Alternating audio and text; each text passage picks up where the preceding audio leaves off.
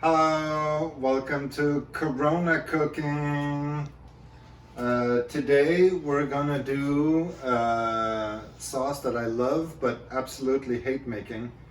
It's called Béarnaise. Dun dun dun. Béarnaise is a very traditional French egg emulsification sauce. It's basically warm mayonnaise.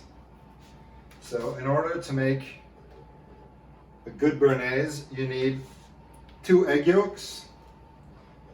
You need a 1/4 cup of white wine vinegar. Put in here. Any vinegar? White wine vinegar. Oh.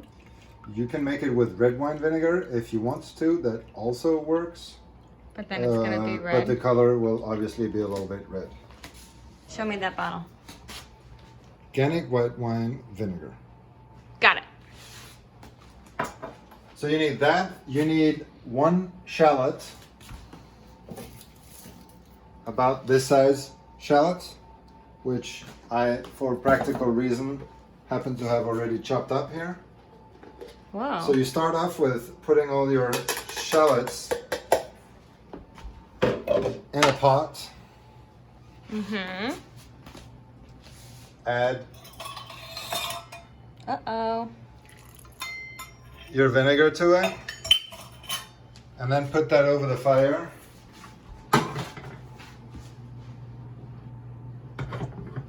Low fire.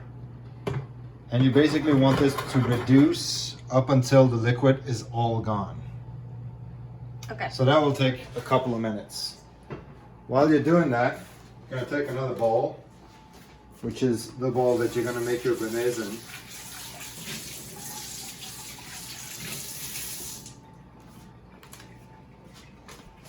And start your eggs. What'd she say? Alexa is telling us that our bread is ready. Alexa, stop timer. Does she know how to make béarnaise? She does not. She probably knows how to make béarnaise. She knows how to do everything. How hard would you say it is to make béarnaise sauce in a scale of sauces to make? I think it's one of the hardest because it's the easiest one to mess up. It's not hard to make, but it's easy to mess up.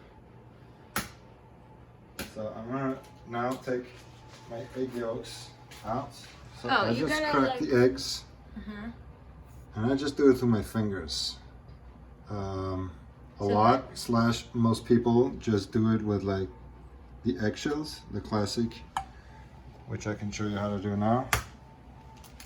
Which is just move it from one eggshell to the other. That seems harder. Well, it's harder and easier at the same time. It's harder because it's a little bit more work, but it's easier because your yolk doesn't break as easy. 2 yolks. 2 yolks.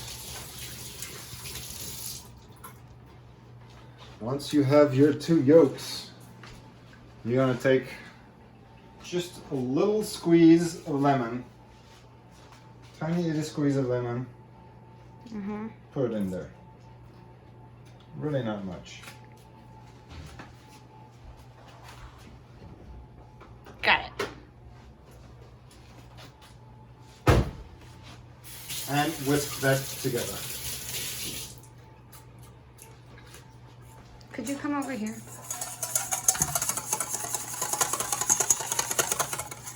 So you don't need to whisk too much. You just want the eggs to like get loosened up and the lemon to get in there and the emulsification process to basically start all of it. Just like a short minute, I would say.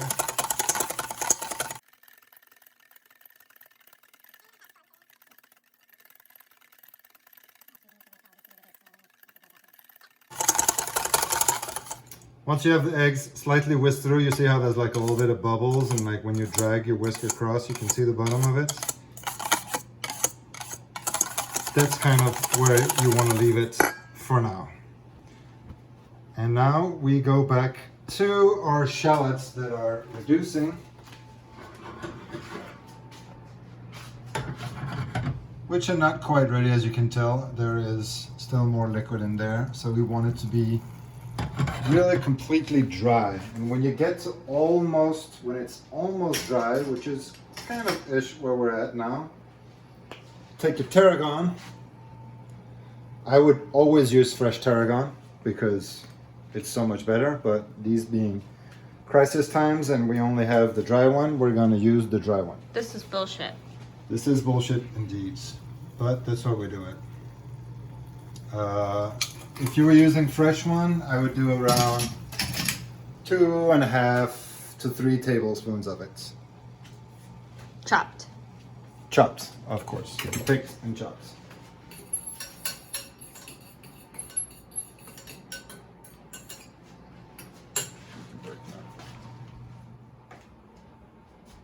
All right, we're back and we got our little shallots tarragon vinegar mixture basically down to au sec, which means dry in French.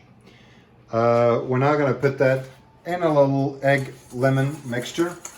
Before you do that, you wanna make sure that this whole thing mix has cooled down to at least room temperature. You do not want it to get hot in there, or it's just gonna like curdle and cook the egg yolk, which is kind of against the purpose of what we're doing. So those 2 egg yolks, I'm just gonna do a couple of tablespoons of this mix. Add the tiniest, bittiest splash of cold water, and then mix it all together again. When you got it all nice mixed together again, you're gonna move over to your stovetop where previously, while your shallots were cooling down, you have set up a bain-marie.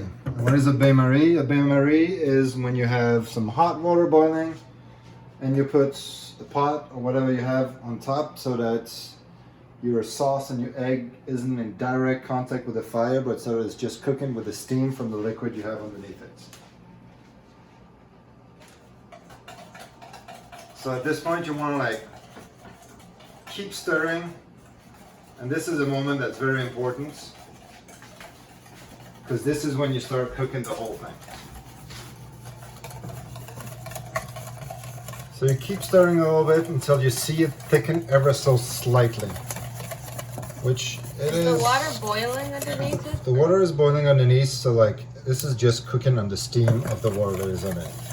Why is our water black? Because I'm cooking beans. I'm like multitasking. And how do we emulsify this, you ask? That's a very good question.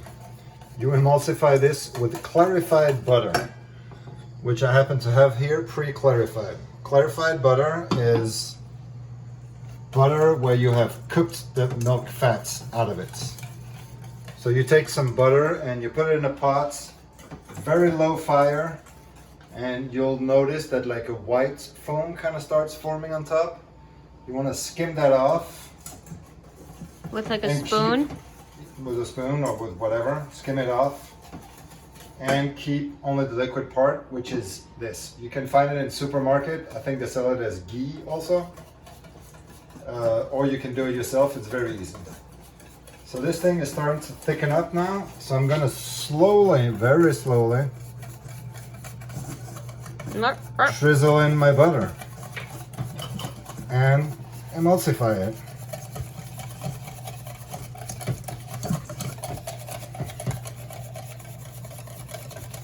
Oh, and for the amounts of clarified butter, you want about 12 tablespoons to 2 eggs. And if you start to see that it curdles and breaks the way it is right now, that's because it's getting too hot. And you're okay to add a little bit of the cold water to stop the curdling, and it's already broken. Fucked it up.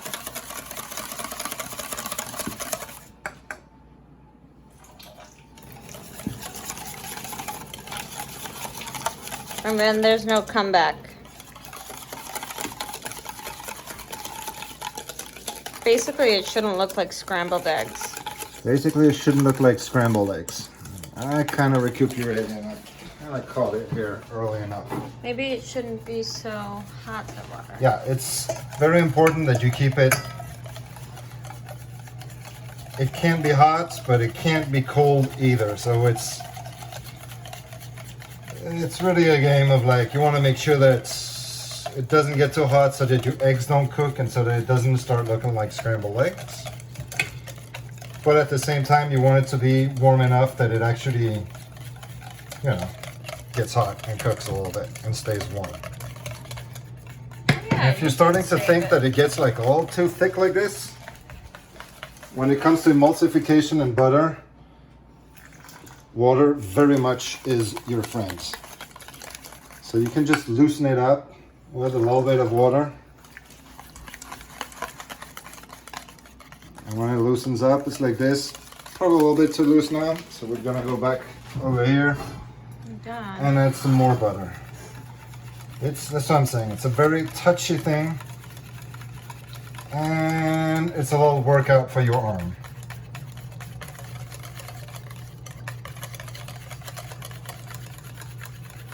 Oh. And also, this clarified butter is obviously warm too, so that is also how you keep this warm and you make sure that it is warm. I think consistency wise, we're kind of there. No salt? Salt and seasoning comes at the end. Should I try it? So I take a pinch of salt, a couple of pinches of salt, Yeah, it needs some salt. and a little bit of pepper. And that's it. You basically got your béarnaise right there. How do you know when it's like ready? Well, you got the consistency of like a warm mayonnaise, so it's thick enough that it's like saucy, but it hasn't like curdled.